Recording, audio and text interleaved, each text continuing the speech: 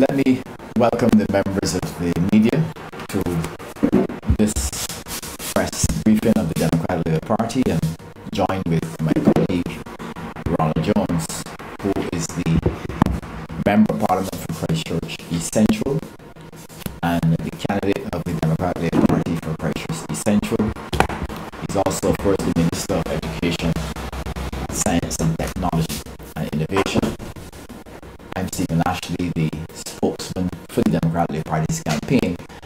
And you recall that at the beginning of the campaign, I did promise that we will keep the media up to date on our campaign. Of course, we are now into the final weekend of the campaign. The elections due on the 24th of this month. And we have already launched our manifesto was launched at Oistins, and I can say to you that the response to our manifesto launch has been phenomenal.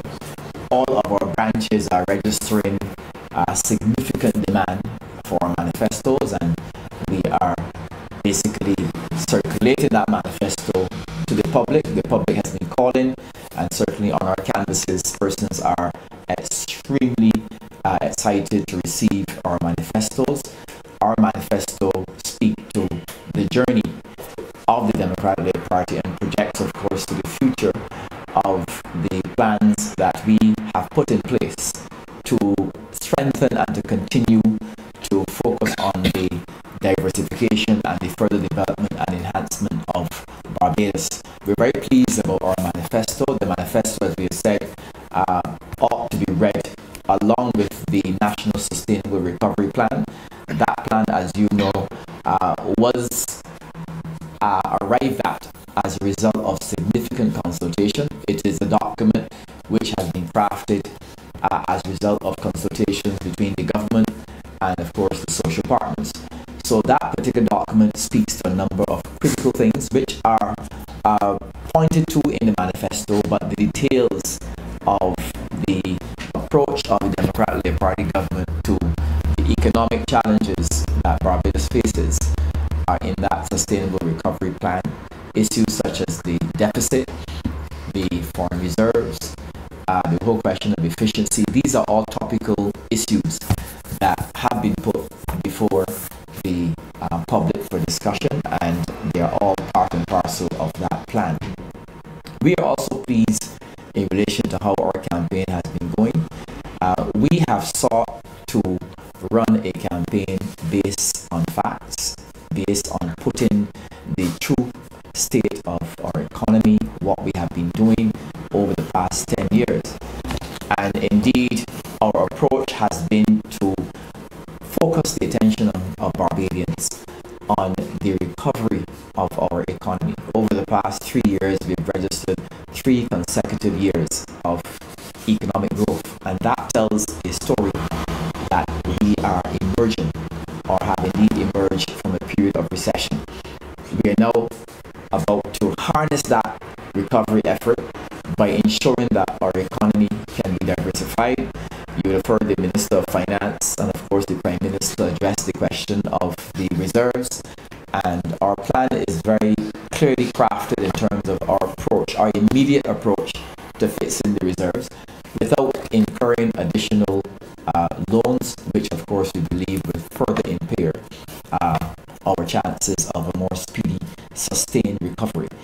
And that has to do with the sale of the various assets that we are looking at to bring that foreign exchange and certainly bolster our foreign reserves.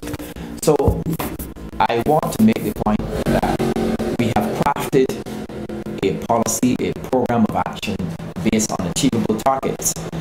And I dare say, I think that certainly the responses from the Barbados Labour Party suggest that they really have been caught asleep in relation to the approach of the Democratic Labour Party. We are not about making lofty promises that are not achievable. We are about ensuring that we can be focused on achievable targets, and we believe that our manifesto, in addition to our National Sustainable Recovery Plan, speaks to achievable targets. Our mission for the remainder of the campaign is to continue to defend our record, because I believe, and certainly the party and the government believes, that we have an outstanding record of achievements. You recall that at the presentation of our candidates, in which we presented our record, we have gotten some significant responses to that. The achievements of the government are simply outstanding. We perhaps may not have spoken as much as we ought to in relation to those targets, but in every ministry there has been some very outstanding performances in a climate where, of course, we've had at our disposal less financial resources than the Barbados Labour Party had. We have been able to maintain our jobs in the public service. The vast majority of public servants, certainly those whom I meet, are very, they're very glad and pleased that we stood the test of time. We stood by them in difficult economic times, and we have been able to preserve those public sector jobs, even amidst a lot of pressure, indeed, from the Barbados Labour Party to cut our expenditure. Of course, being oblivious to the fact that a cut of expenditure would immediately impact on the whole question of wages and salaries. We knew that that would translate to a significant fall off in economic activity, and it would also impact on the lives of so many persons, and we took a decision that the extent to which the public service will be trimmed will be very minimal. And indeed, since that time, wherever we could, in terms of persons who would have been retired, our approach has been to slowly bring those persons back in line to ensure that the public service can function at optimum level. And we've done other things, particularly in relation to sustaining our key sectors such as tourism, international business. And I believe one of the big pluses for us, certainly the responses coming to the party, has been the fact that we have maintained our social services. We have protected our healthcare sector, we have protected education, and of course the Minister of Education can speak to that, but certainly even amidst a significant hike in the financial obligations owed to the University of West Indies, the extent to which we have asked students to take on some responsibility for that has also been balanced by the fact that the government continues to pay 80% of those costs. We've protected our welfare services, and we've ensured that Barbadians can be cushioned during those difficult years. So we have been articulating those on our platforms. We have been explaining our policies, and of course, now that our manifesto has been launched, we have been talking about the programs and the policies in our manifesto. This election, certainly in my estimation, is perhaps like none other. I have certainly been involved in 2 election campaigns, and this is the first one where an opposition party begins by early saying that they will be conducting a clean campaign. And of course that has been only rhetoric. It is clear to us, and I think certainly the members of the public has observed this. If you take a drive through Barbados, you will make one observation, that it seems as though that the only remaining posters and various paraphernalia, it appears to be only the Barbados Labour Party paraphernalia.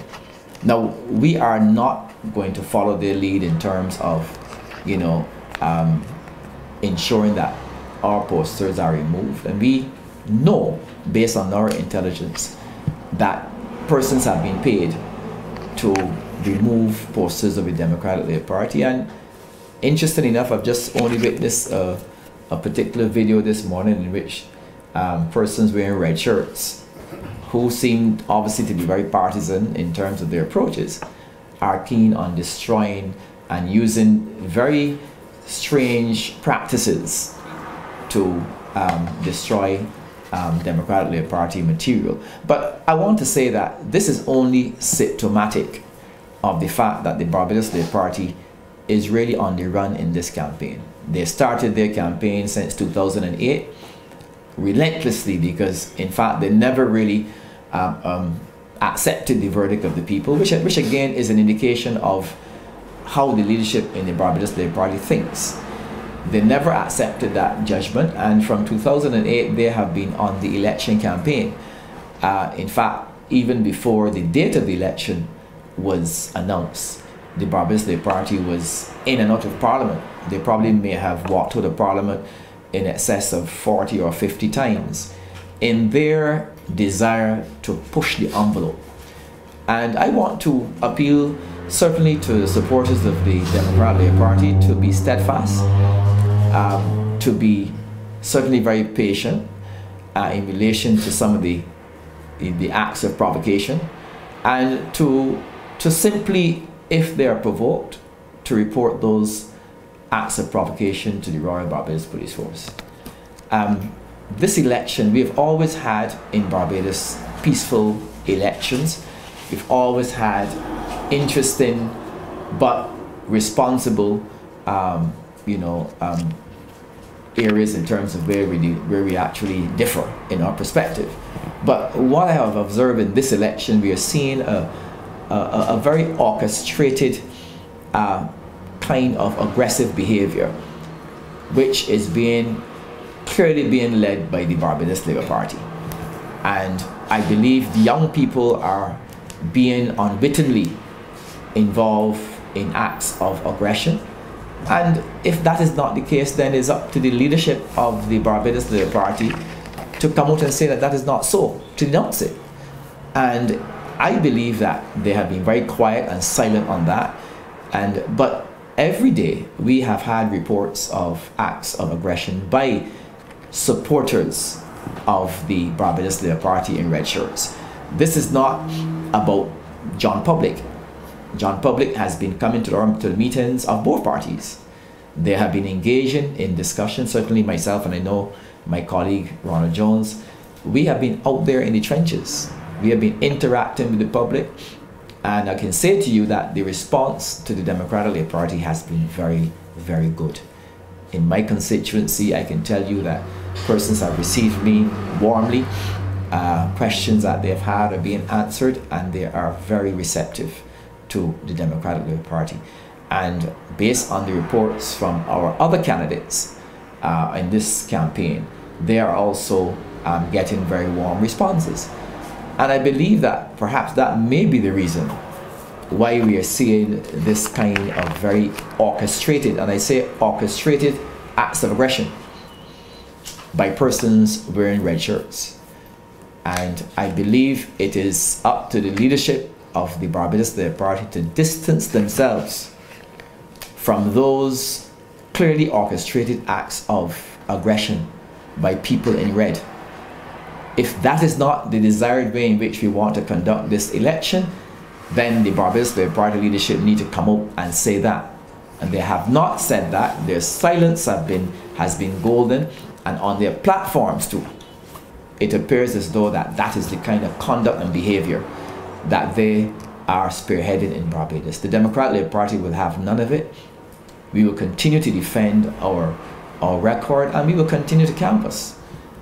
Certainly today there are a number of activities planned across Barbados in the various constituencies, and we will continue to take the message to the public. Indeed, there are members of the public with whom I interact who say to me that, they are keeping very quiet because it seems as though that there is some element of aggression all around them. But I want to say that historically, elections in Barbados have been conducted in a peaceful and a fair environment, and I want to ensure that that continues to be the case. I want to say to persons that they ought not to feel intimidated by anybody.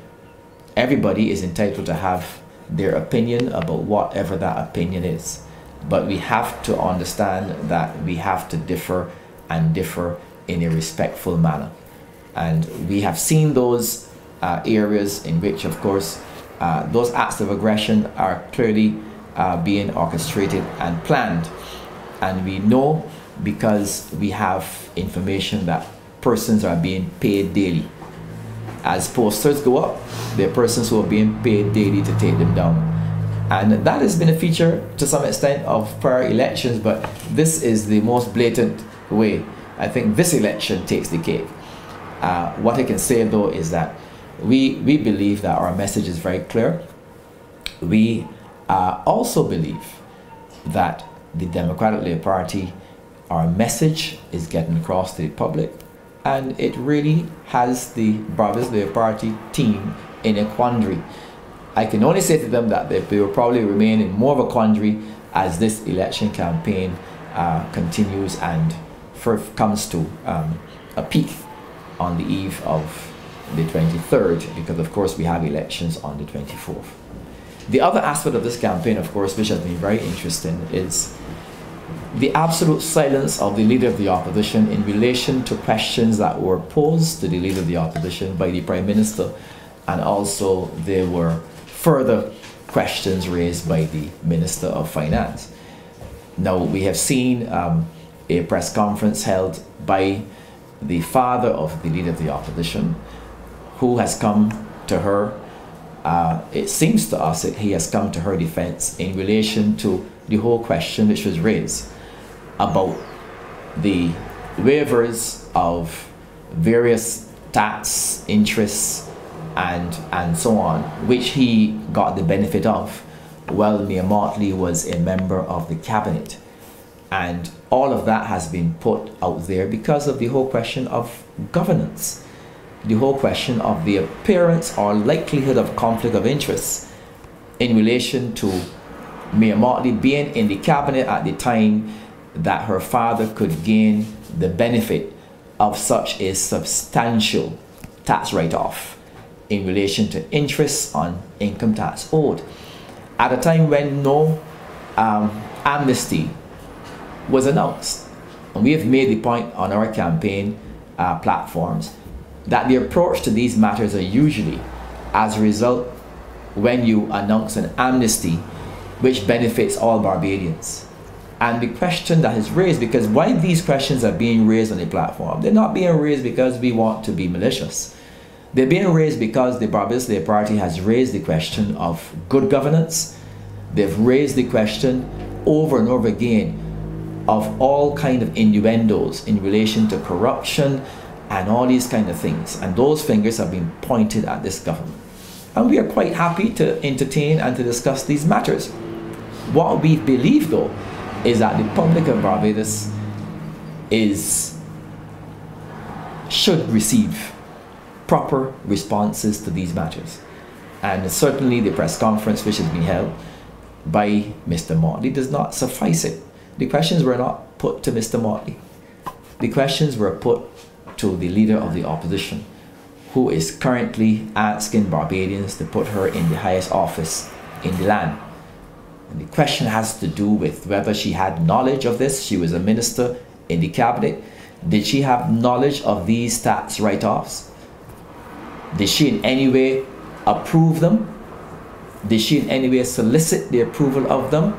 Why is it that Mr. Motley was able to get certain write-offs in relation to his tax liability at a time when it appears as though there was no amnesty for Barbadians? Is this, or was this, a policy of the government of the day? And these are questions which remain to be asked, to be answered. And we are not in a position to say that we have received any acceptable responses. Any questions that were put to Miss Motley, and she is all around Barbados every night on platforms.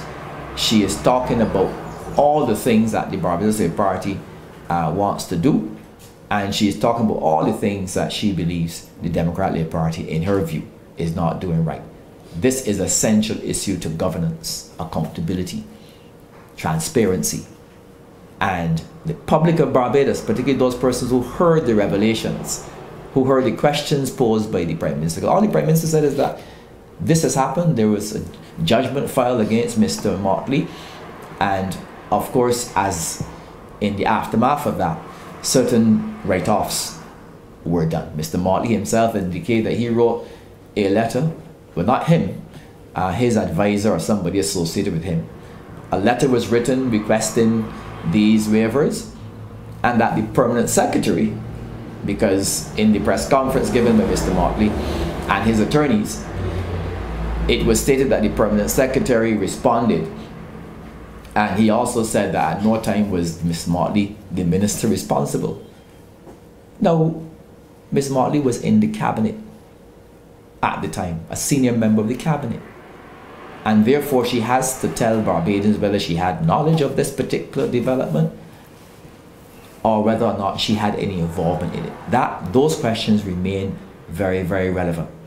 Now, of course, in the midst of all of this, the public is aware that in this campaign, many slurs have been targeted at the Democratic Labour Party. And on no occasion have you heard any member of the Democratic Labour Party bringing in their lawyers on media conferences and literally saying to the public, because I did hear the attorney on that press conference, in effect, pointing to the fact that this matter is now, or maybe the subject of legal action, so issuing a warning to the public that, you know, there is no defense to defamation if you repeat a particular matter, and so on and so on and so on. Now that apparently is now part of the whole discourse, because it has been put into the public domain, and this notion of warning people not to discuss certain matters and all that kind of stuff. All we are saying and all we have put are some questions, and we believe the questions should be answered by the leader of the opposition. The other question, of course, raised by the Prime Minister, that to which there has been no response. He has posed the question to the leader of the opposition in relation to the tax waiver, the property tax transfer tax waiver, in relation to the CIBC matter.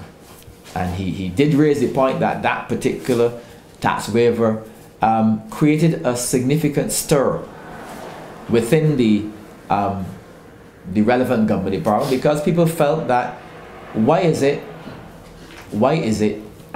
that it appears as though there are two Barbaduses?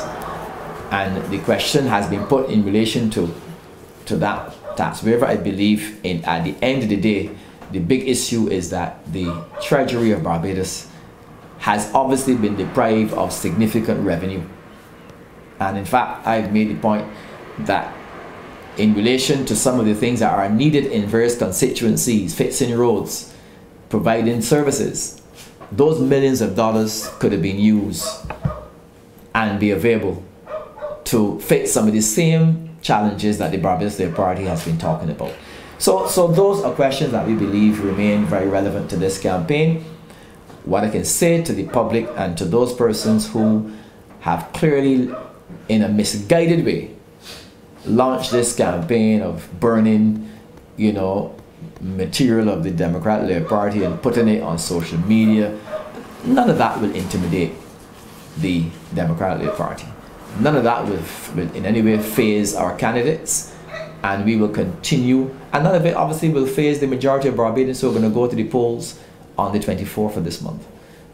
So if that is planned to be continued, by all means, but it will not in any way deter this Democratic Labour Party in placing before the public the information that we have to place, and in defending our record and pointing Barbadians through our manifesto to what we have planned for the next period in terms of the next 5 years and beyond. So we're very clear on that mission, and we want to thank Barbadians for coming out in their thousands to our meetings and responding in a favorable manner to our messages. We have had 10 years of economic recession, and I have already, and certainly the Democratic Labour Party, we have put into perspective the origins of that recession, certainly from 2006, 2007, and I've invited persons to look at the IMF reports. There were certainly deep structural problems occurring in the Barbados economy, and we inherited an economy which was fractured in relation to its ability and vulnerable, I should say, in relation to its ability to withstand international jerks and so on. And we saw that happening once we got into a very long and prolonged recession. And therefore, and of course, with the reduction, the sustained loss of revenues from the international business sector, we had to take a position. And that position, of course, differs from what perhaps the Barbados Labour Party may have done. We acted, of course, in defense of the broad masses of Barbadians and our services. Our intention going forward is to ensure that we can diversify the Barbados economy, and over the next days we'll be certainly continue that message in relation to our plan to continue our diversification, our expansion, and of course ensure that as the economy gets better, we can then get back to providing and restoring some of those allowances that Barbadians would have been accustomed to. We've already signaled in our manifesto that the allowance in relation to the credit union allowance will be restored, and we have taken the only stance that I believe has been taken so far in relation to empowering our credit unions further. We've said that our credit unions now ought to be seen in a much more empowering light, and we will be doing everything possible to support the establishment of a credit union bank in Barbados, which we believe will complete the cycle of financial empowerment for so many thousands of Barbadians, where the deposits can reside within their own bank, and as opposed to going into the commercial banks and of course being reinvested with no trickle-down effect to the credit union movement. So this document contains a number of very powerful transformational policies, and of course, as we have said on the campaign trail, it is simply worded in a way that everybody can understand it, because I know one of the critiques of the Leader of the Opposition is that it's a kindergarten manifesto, and we take certainly the kudos of that, because the Democratic Labour Party has always been known to be very simple, because our country, and I made this point the other night as well, you know, Barbadian young people in particular are totally fed up with having to go through a manifesto that does not properly articulate their dreams and aspirations, or that is overly clumsy and not clear. And we've seen so many Barbados manifestos, Barbados Labour Party manifestos, where you could even say that more than 80% of the pledges were never really fulfilled. We have measured the targets in this manifesto. It is a clearly and simply set out document with achievable targets, and which of course is matched with our National Sustainable Recovery Plan. So in closing off my introductory remarks, I want to say that our campaign continues relentlessly over the weekend into next week. We will continue to ensure that the various audiences that we interact with are informed of our policies and programs.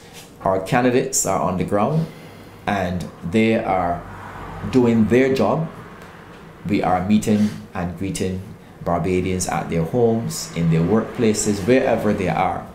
We are going to meet and greet. I would say to all Barbadians who are watching this particular media briefing, and particularly those who may have been a bit shy about voting, because of course we have come through a very long period of recession, 10 years, in which we've had to make some decisions that have had an effect, where persons may have had their income, not may have had, certainly a number of persons have had their income reduced in terms of disposable income. But what we've had to do is to make decisions for the greater good in protecting our dollar, protecting our social services. And I believe when you examine the objective analysis of those economists who have dared to come out to speak in relation to what the Barbados Labour Party is offering, you have a clear choice. The Barbados Labour Party, even as they have been criticizing us and calling on the government to curtail expenditure, has actually rolled out a manifesto that speaks to significant areas of expenditure and significant areas of reduction in revenue. We believe that's a recipe for disaster. it is madness. Some of the noted economists in Barbados have actually said that it is madness. It does not answer the question of the reserves.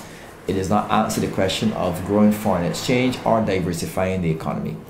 What we have is a manifesto that is a continuation of work. It speaks to the work that we are continuing to build out our economy and to grow an economy based on sustainable economic strategies, and of course linked to the National Sustainable Recovery Plan. We believe that this is the direction that is relevant to Barbados. We have to take the small steps, and we have been doing it. We have been able to reduce our fiscal deficit from in the vicinity of, I believe, 11% down to 4 or so percent. So we've managed that. The pathway now to progress is to sustain our recovery, and we will be placing before Barbadians in the next days leading up to our election. We will be placing those information before Barbadians. And I close by making requests and asking Barbadians to consider this election to be a watershed election. The option of not being involved or staying home from the polls is only going to translate into a vote for the Barbados Labour Party. And I'm asking persons, particularly young persons, to come out and to vote for the Democratic Labour Party. We have been the only government to have put in place a national youth policy, drafted and prepared by young people. We are now in the process of reviewing and coming up with a new national youth policy. And that policy will continue to be implemented in the interests of Barbadian youth. We will focus on creating jobs for young people, opportunities for entrepreneurship, and to ensure that they can be part and parcel of the new digital economy, which we would have articulated in our manifesto. That, to our mind, represents the future for Barbados. So I will close on that, and Minister Jones, my colleague, Minister Jones, may want to say some words. Thank you, Stephen. In continuing the dialogue with our supporters and members in Barbados as a whole, we've been careful to identify those areas of concern. We've been able to identify the challenges, which one would assume are known by Barbadians as a whole, because we've had several challenges over the last 10 years. We've surmounted many of them, albeit having to adjust how we do business in Barbados. At the end of the day, we were always conscious that as citizens, we all have to make that given sacrifice for the protection and safety and security of our country. And therefore we would want to thank all Barbadians who participated in what we can only call a national effort. We did not resort to extreme tactics in order to rein in a fiscal deficit or deprive many persons of the opportunity of earning a living. So we tweak certain parts of government's revenues, its expenditures. We ask persons to wrap themselves in the flag, and I remember as part of that whole edict, David Thompson, before he passed on, was at pains to point out that at times of adversity, citizens must rally to the call, and any divisions within that citizenry should be alleviated or even fully removed. And one saw that kind of thinking being further blossomed during our celebrations of 50 years of independence in Barbados. Even though the opposition did not support the celebration, and if you remember, it was about $10 or so million to effect such a major national activity. It has so many components, so many arms to it. Barbadians defied that call and participated in the many activities. You are only 50 one time in your life. The next journey is hopefully, and not many people reach it, is 100. But of course, we will celebrate 75 and things like that as a nation. So there are 2 points I'm making here. One, public servants at Barbados as a whole did in fact rally to the call. We had, yes, some protests because, and we see those as understandable. So the government itself did not move into a combative phase with its workers because the issue of salaries can always be contentious, but we look to ensure that their conditions of work were better. Major buildings in the Warren complex, major refurbishment of other facilities to give them that comfort. Many of our buildings are old, and therefore they should be replenished, if you want to use that word, over time. And we went about that task with some alacrity, and that is viewed as part of the whole capital expenditure of the state. And of course it would provide employment based on those firms who were able to get the jobs, or mobilize MTW with its own resources, particularly to fix those buildings that had a very strong colonial feature. So Maxwellton on Culmer Rock would be one of those with a strong colonial feature. And if you look at it now, it used to be the home of the chief personnel officer some years ago. If you go to White Park Road, you will see the restoration of that facility there as well, and that is heavily being utilized. So all of this in this environment, things were happening, but we use a phrase called noise in the circuit, which can blot out what people can truly hear, because it is set up to distract. It is set up to look at other things. So we have had, over the last 8 years, a lot of noises in the circuits, because they are set up particularly to distract. And when you keep bringing noises into the circuit, when you keep providing propaganda, when the clarity of your message seems not to be getting through, you can have persons becoming highly irritable, persons who might march, persons who are encouraged to march, persons who are told and propagandized in a particular way to think, this is not happening for me, I want more of this. So we had an environment of all of that. Thankfully, what we have seen, based upon the clarity of our presentations, and remember we did our progress document. This is the second occasion that we've done progress document. The first 5 years, 2008 to 2013, we said to people, and you remember our program in the Esplanade in 2013. And people said that I wasn't aware that so much was done in the midst of adversity. And we smiled because every minister was trying to promote the work being done in youth, cultural, sports and youth, in the Ministry of Education, and housing. We did many openings of different housing units and different housing policies across Barbados. But all of these things became obliterated because there was a higher level of noise in the country. People were stirring up trade unions. People were stirring up other NGOs.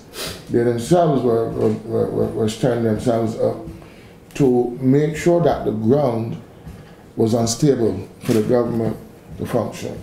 It is known that the opposition is part of the governance model of Barbados.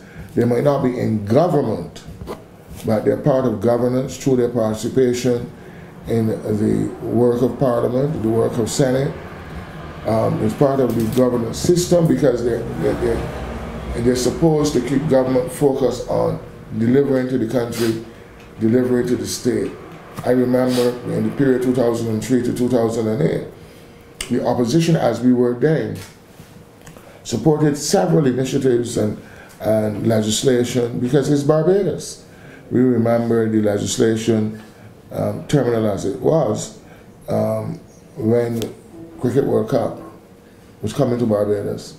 We supported the free movement of persons across the region so that it was seamless and you wouldn't have had hiccups. And we did lend support to many other endeavors because at the end of the day, after the period of election where there could be some hurdy-burdy, You have to settle down. Society has to settle down. Because in order for it to function, it has to be settled. But we have gone through at least particularly 8 years of the environment not being settled. That has been a problem. The distraction, then the resolution, and all of that. We've also had to deal with a tremendous amount of previous debt built by the last government. And debt, we started to see debt occurring between 1973 and 1976, if you remember the periods of that time. And that debt started as a result of crises in the state. All prices went up, and you went into debt financing and having to build up the economy. And then in the next 10 years, between 76 and 86, debt went up, I mean, tremendously. And all governments have been carrying debt, but we've never defaulted on our debt payments. Barbadians should feel proud of this.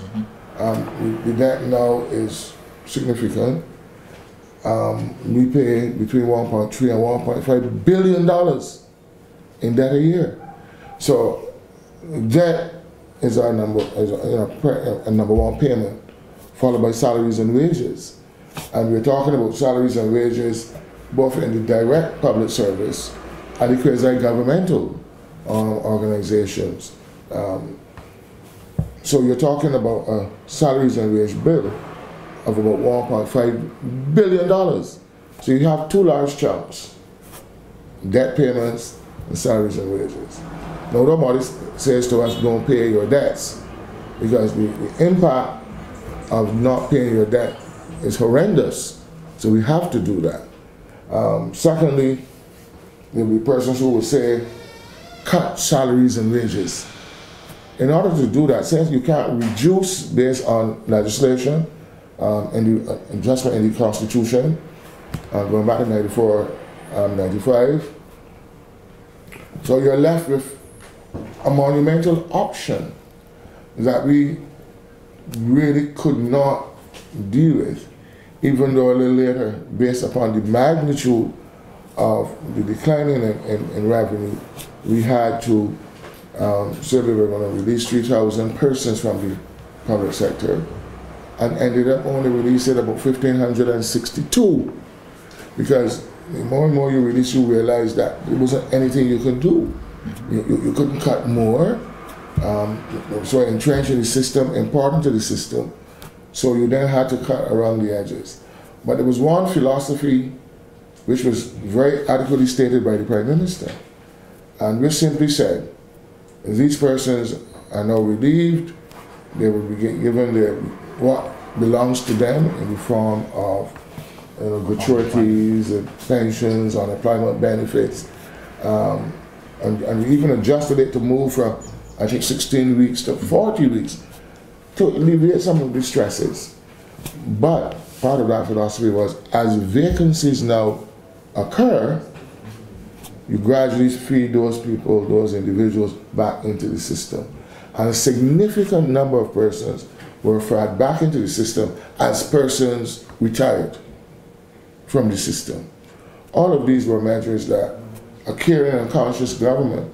So we didn't have to use the word that anybody cares, because we were always caring from the beginning. I mean, none of you will realize the agony that as a cabinet we felt whenever a suggestion had to be made in relation to stabilizing the system. We surrendered, we just as anybody else. We went through consolidation tax because you're looking to stabilize. You didn't want necessarily to go to the IMF, and we developed many homegrown policies.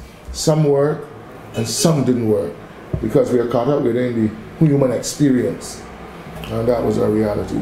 But I'll tell you, between 08 and 13, our foreign reserves were still at a pretty high level. 20 weeks, 22 weeks, 25 weeks. But by the end of the election of 2013, and within a matter of 5 to 6 weeks thereafter, one saw a major reduction on a weekly basis in our foreign reserves. There's only one conclusion that one can arrive at, is that there were deliberate sabotaging of our reserves position. And this can easily happen. I'm not a accountant on economics, but you just got to think about it. Why within a matter of a few weeks after the election, you see this heavy demand and flight for foreign exchange? Some persons were playing dirty with our foreign exchange. We pay our bills from the reserves, oil and debt. The other monies, foreign exchange, within the country, you go to your bank, you pay for your Amazon services, what you buy from Amazon or Alibaba. If you got to pay a bill for goods and services that you've imported into Barbados, you go to the bank.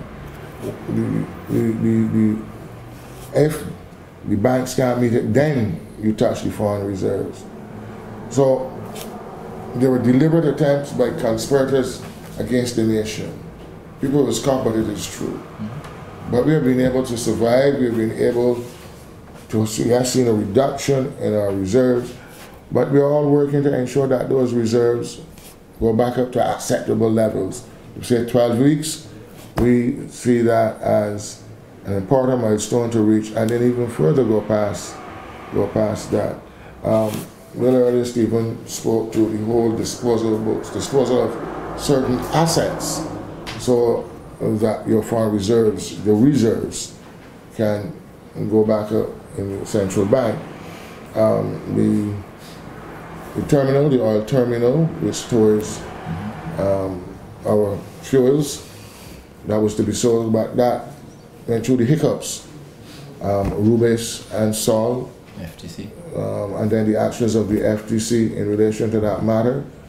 And that would have been an important injection of over $100 million US or more into our foreign reserves. We looked at the sale of the property known as Hilton Hotel, property vested in Needham's Points Limited. Hilton Hotel is really only an operator of a property owned by the people of Barbados and managed by Needham's Point, representing the government. There's been a lot of cross chatter and cross talk and belligerence. When Insurance Corporation of Barbados was sold, when the Barbados National Bank was sold, when so many other assets of Barbados were sold, it was sold at a time when people argued there was a lot more foreign exchange in Barbados. A lot more. We were having more direct foreign investment. We were selling off the West Coast at astronomical prices, and Barbados were being pushed further and further inland. The leader of the opposition now was part of the government, and there were no objections from her. There were no loud cries and noises about selling off, performing state assets, because nobody can argue that the Insurance Corporation of Barbados, one of the leading insurance companies then and now, should not have been sold. The Barbados National Bank was performing, they were making money. Nobody argued that it should not have been sold. So it is particularly hypocritical now where Hilton Hotel is being disposed of to get foreign exchange into the country. Hilton Hotel is not going anywhere. At least the property known as Hilton Hotel is not going anywhere. It is not being taken up by an alien and transported to Mars or Jupiter or Venus. It is staying right there. It will still remain branded as the Hilton Hotel, still attracting tourists. Persons will still be going there and Barbados and enjoying the facilities in the peninsula. So these are emotive arguments, knowing how we feel about state assets.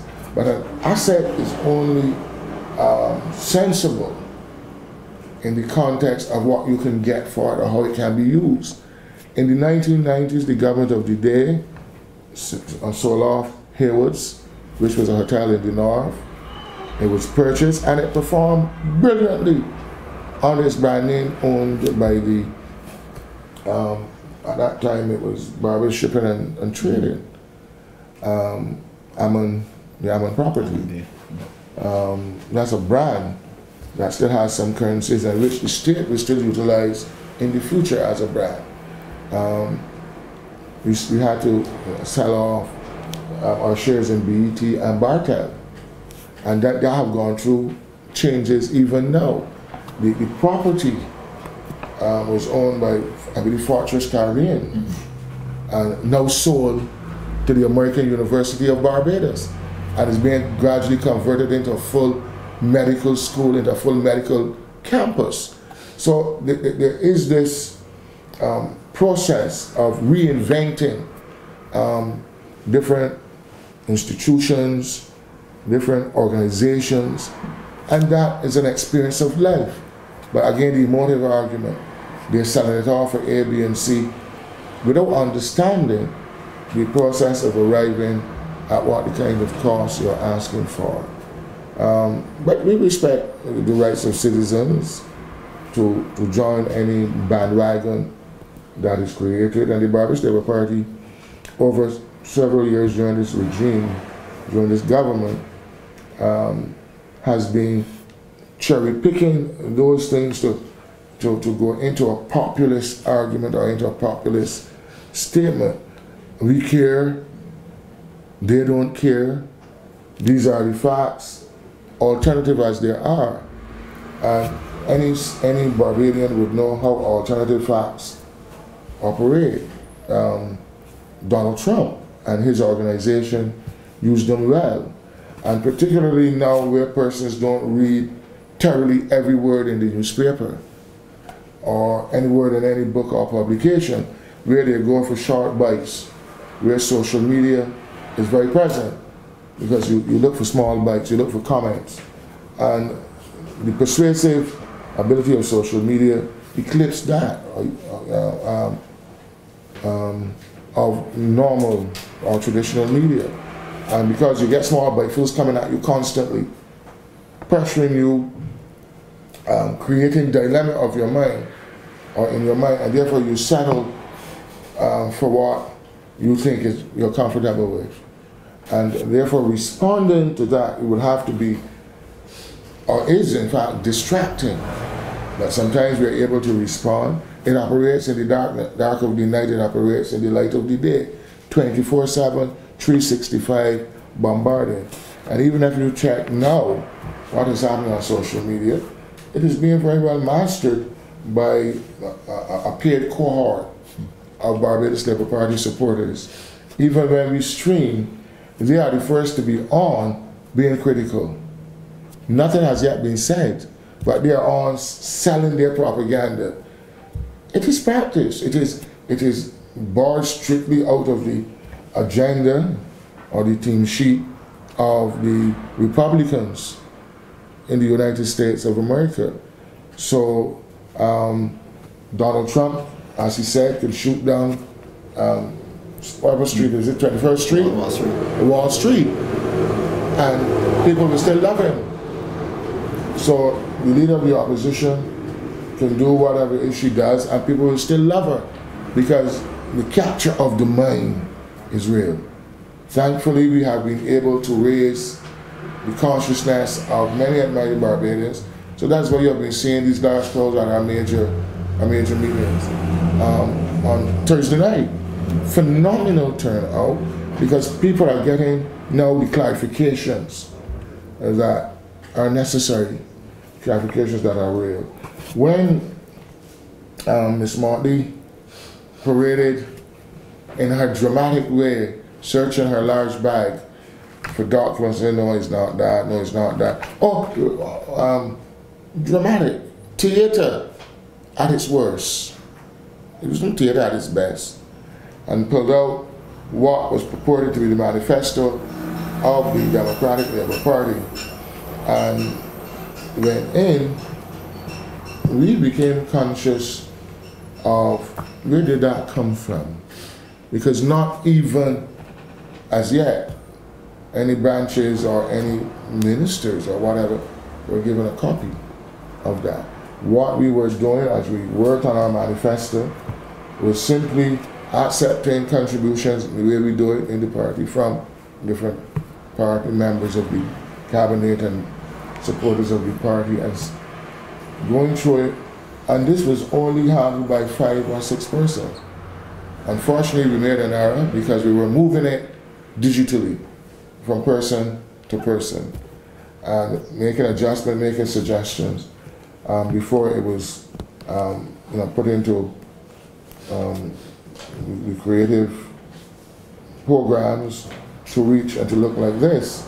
So that when George Pilgrim on Thursday night actually said, let's go to page 7, as we were moving up to our penultimate production, issue of services.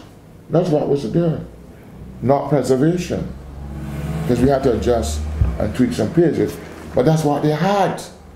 How did you get that? Somebody had to hack in to our computers and pick up the digital copy, and then there were faces which were concerned, because when we talk about safety and security in our manifesto, there were actual faces of Coast Guard personnel, but they are part of our security services. So we blurred every face. Every face was blurred. Now the copy that they had, somebody tried to remove the blur. But even then, as I said, they were real faces, and that was up until the final passage to the printer when the blur was placed on the faces. So we know that they have some very skilled computer persons. They've been using a gentleman that we used in 2008 out of St. Kitts. And they have that person here in Barbados working in the digital program. We are well aware of that. And they have other personnel who are extremely talented in the manipulation and the use of technology. We are also aware of that. And therefore, one can well see how that manipulation could have taken place. But what starts out as negative becomes positive, because they give us some publicity that hitherto we couldn't have purchased. They went, and because of their massive distribution and manipulation of social media, our people see it as well. And our people thought that it was in fact wrong, and so our people came out on Thursday night. Many of our people were staying at home because, interestingly enough, several of them have been saying that they feel within their spirits that the negativity of the Dlpbarbados campaign can lead, or could be a harbinger or messenger for some issues on the ground. We've been seeing some of it. Again, Stephen spoke, which simply showed that his glass panes were broken, albeit by a youngster. Foolishly, you don't want our young people to be caught in that. None of your people saw his shirts and other paraphernalia being burnt by a blowtorch. Stephen's circle is out. Well, of course, they belong to the people. When they reach them, that becomes their property, so they can burn it. But there's this orchestration. He speaks. This has been going on for a long time. This year is a lot more pronounced of posters being torn down and taken down. But they use it, people as young as 15 and 16 years old to go out at night and to tear those posters down. But a poster is only part of the hype of election. It doesn't give you a vote. People vote, not posters. So we complain about it because it is not fair game to behave in such a manner. I don't want to repeat what Stephen was quite clear in that the questions that are being asked are being cleverly and carefully avoided. So the questions being asked of the leader of the Barbados Labour Party are not being answered. One just sees a parade of sobbing and of tears when the question was simply asked, did you participate in the abatement of taxes and penalties owed to the state by your father. And a judgment, really, it was a judgment too against a person. Former Prime Minister, I didn't participate in anything. I was an actor in that, so who would have been an actor in these processes? And we're just asking for clarity. We've also been asking for clarity as representatives of the citizens of the country. What is it you and Benedict Peters discussed? What were the promises that you made to him, a Nigerian billionaire? What is it that Barbadians should know that you promised, Mr. Peters? It's unfortunate that a foreigner could be so heavily involved and engaged in the affairs and the activities of the people of Barbados, and that those things are being held secret and private. To Mr. Peters' claim, through his lawyer, he did state that they met to discuss global issues, and that they also met to discuss issues of investment in Barbados. Now, what normally happens in every country is that you seek to engage the state actors when you're looking for investment opportunities, because they should know how to guide you and to tell you what best operate.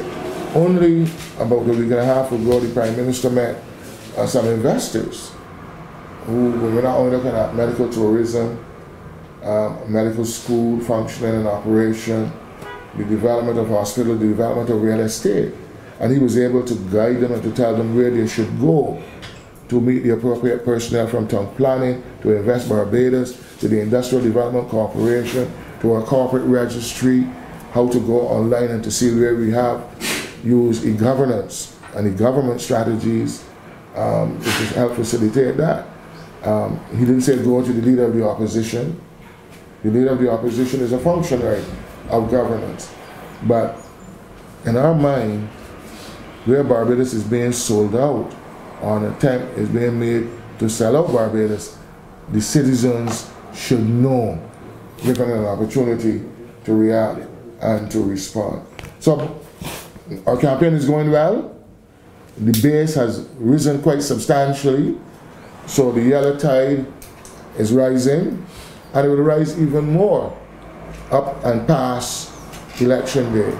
All we can ask them to do is to remain focused, remain conscious. There's going to be a battery of other things coming, but thankfully we're going to be able to keep the tide rising and to turn back that red tide which at one time wanted to conquer Barbados. Go and vote. Go and exercise your right. And we hope that the Democratic Labour Party, with its excellent number of excellent candidates, well-versed, well-worked, even the young ones, the new ones, who have demonstrated an ability and a clarity that hitherto was not necessarily exercised, even though good candidates have always come forward. We wish all our supporters, all of our candidates the best, and look forward to reform the government and to continue with the agenda of development and to alleviate some of the more harsher conditions on our people. Thank you, Ronald. Are there any questions from the meeting? No? Great. You were very comprehensive. Well, let me take this opportunity to thank you, members of the media, for coming to our briefing. And again, of course, we will come back to you in relation to any updates we want to give you, or certainly to respond to any matters as this campaign continues to evolve. Thank you so much. Thank you very much.